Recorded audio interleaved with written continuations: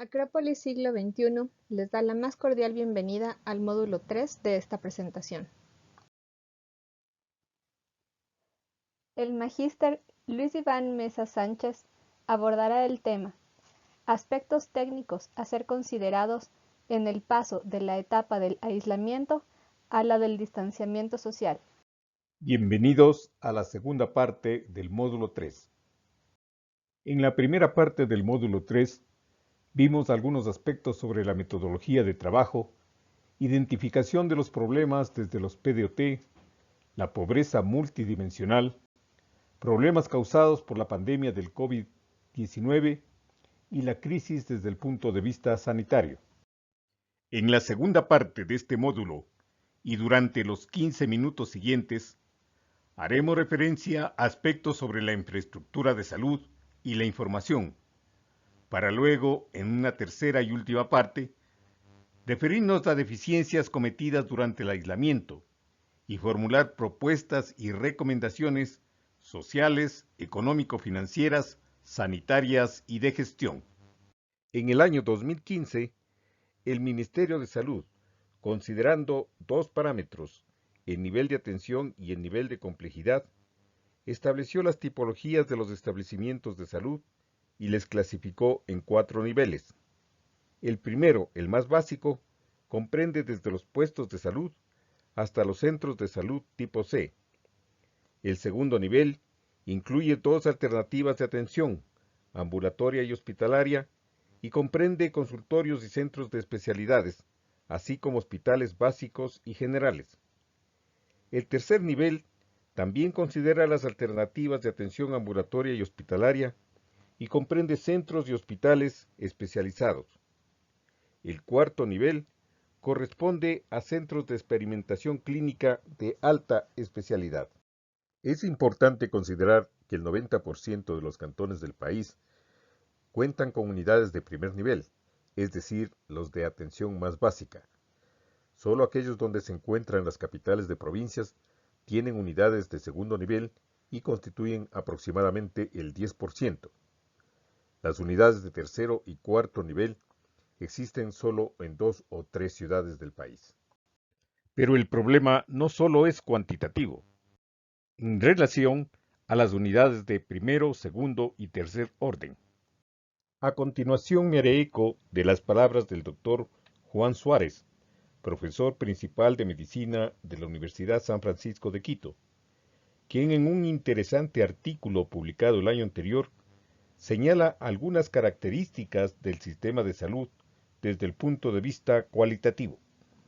El doctor Suárez indica que no hay una cobertura generalizada, es decir, que hay sectores poblacionales que no tienen acceso a la atención médica. Del personal manifiesta que es insuficiente, mal remunerado, sin formación continua ni incentivos en su carrera profesional.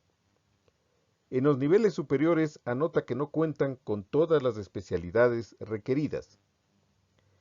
De la relación entre niveles destaca que hay una desarticulación, poco apoyo de los niveles superiores hacia los inferiores, especialmente de soporte de diagnóstico. Los equipos son insuficientes en relación al nivel y complejidad de atención y, en algunos casos, no están operativos por diferentes razones.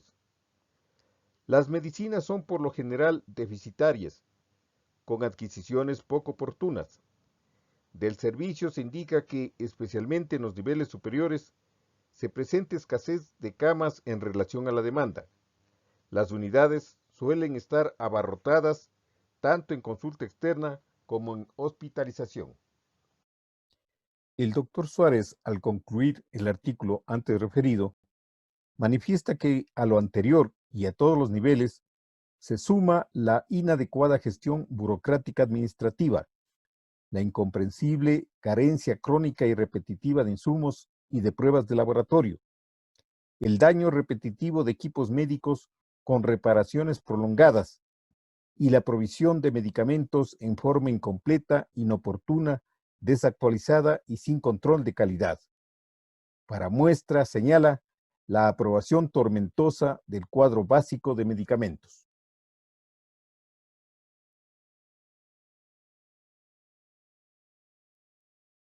Si esa es la realidad de al menos el mayor porcentaje de la infraestructura de salud, es necesario que cada COE establezca de manera previa al paso del aislamiento al distanciamiento cuál es la situación del sistema de salud en su respectiva jurisdicción, considerando que existe la posibilidad de un rebrote del contagio y expansión de la pandemia del COVID-19. Para cerrar esta parte de la presentación, y antes de pasar a la formulación de conclusiones y recomendaciones, haré referencia a un aspecto de vital importancia para la toma de decisiones y evidentemente para establecer el momento oportuno para pasar del aislamiento al distanciamiento. Hemos visto que las decisiones no se deben sustentar únicamente en datos estadísticos sobre el número de contagiados, fallecidos, recuperados, etc., en la forma de las curvas estadísticas o por la presión social en vista de la crisis económica y laboral. Se deben hacer diferentes consideraciones y para ello se requiere de información. Una información estadística de cifras y valores con datos actualizados, pero también una información gráfica en mapas y curvas estadísticas. Sin embargo, se necesita también una información técnica, el punto de vista de especialistas en los diferentes temas de la pandemia. La información debe tener algunas características. Esta debe ser integral, oportuna, veraz y confiable, verificable y lo más desagregada por áreas geográficas. Debe tener diferentes fuentes, preferentemente oficiales. No obstante, a nivel local, se ha comprobado que en estas ocasiones es conveniente contar con un sistema de vigilancia epidemiológica comunitaria que permita tener una visión de la progresión de la pandemia y su impacto, así como el efecto de las medidas de mitigación. Además, datos desagregados a nivel sectorial. La doctora Paola Santa Cruz, de nacionalidad ecuatoriana, quien tiene una maestría en salud pública de la Universidad de Johns Hopkins, el instituto superior que ha facilitado información sobre la pandemia a nivel mundial, nos alerta de diferentes aspectos que debemos tomar en cuenta en cuanto a la información. Citaré solo algunos de ellos. Por ejemplo, que debemos tener cuidado de la información engañosa. En la gráfica se observa la misma información en tres modalidades de presentación gráfica, lo que nos puede inducir a errores o al menos a confusiones. Se debe requerir una información completa. Por ejemplo, cuando se nos proporcionan datos sobre el número de contagios confirmados, debemos conocer el tipo de pruebas aplicadas para el diagnóstico, ya que unas tienen una alta sensibilidad y especificidad de hasta un 95%, pero hay otras de sensibilidad y especificidad variable desde un 30 a un 85%. Además, debemos saber dónde y cómo fueron validadas las pruebas. Realmente este es un aspecto que debería ser regulado por el Ministerio de Salud. También debemos tener cuidado con los datos inconsistentes. Somos testigos de cuando de un momento para otro se dispararon la información sobre contagiados y muertos. Y también sabemos que Ecuador fue el único país en la región donde se presentó la caída del número de casos. Esto se debe al cambio de la metodología en el procesamiento de la información.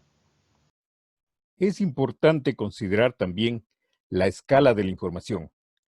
En la lámina que se observa, que es un reporte del COE nacional respecto del nivel de contagios en el país a una fecha específica, en el ejemplo al 17 de abril del 2020, vemos los resultados tabulados a nivel provincial y por rangos, observando diferencias entre unas provincias y otras.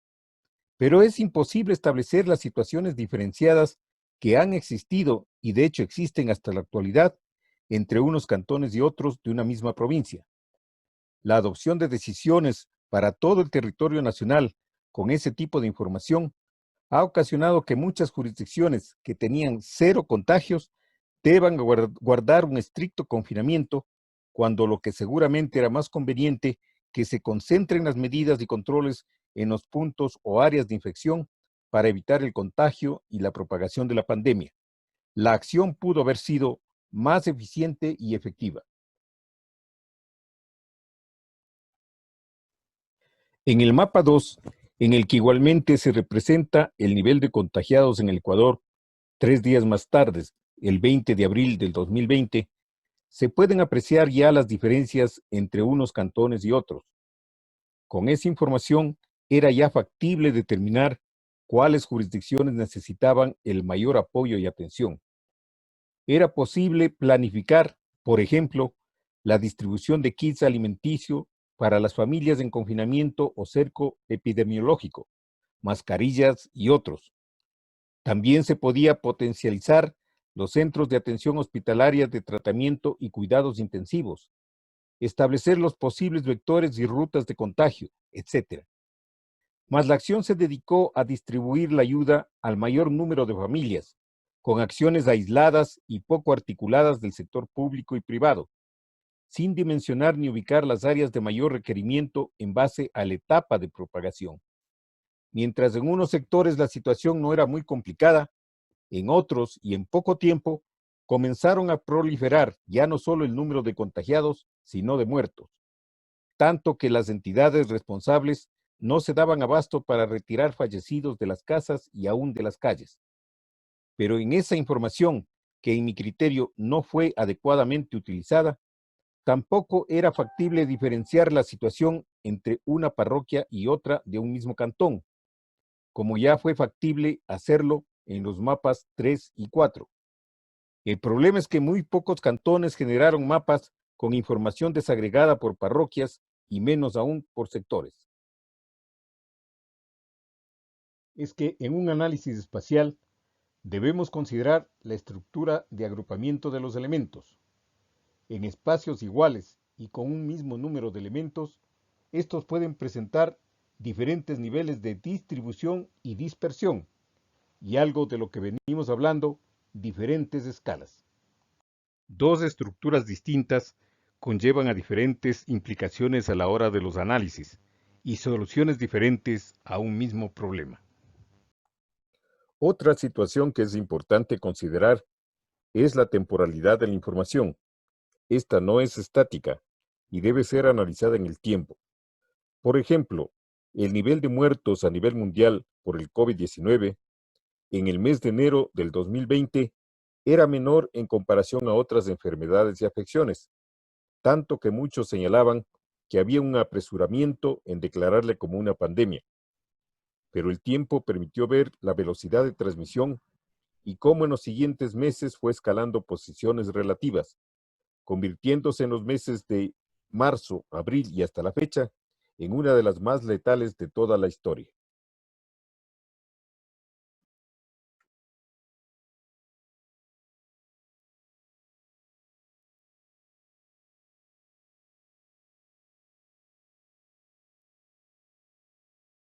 El doctor Fernando Barragán, quien es un docente investigador del Instituto de Altos Estudios Nacionales y que tiene un grado de PhD de la Universidad de la Sorbona de París, señala las ventajas de contar con una información multitemporal, pero también multiescalar, para el análisis de los fenómenos, con la aplicación de herramientas geográficas para proyectarnos hacia el futuro con una visión prospectiva que nos conduzca hacia una sociedad más resiliente, es decir, con capacidad de recuperarse frente a la adversidad. Para una información adicional, favor dirigirse a la dirección electrónica que aparece ahora en pantalla, acropolis siglo21b@gmail.com. Gracias por su atención. En unos minutos continuamos con el módulo 3.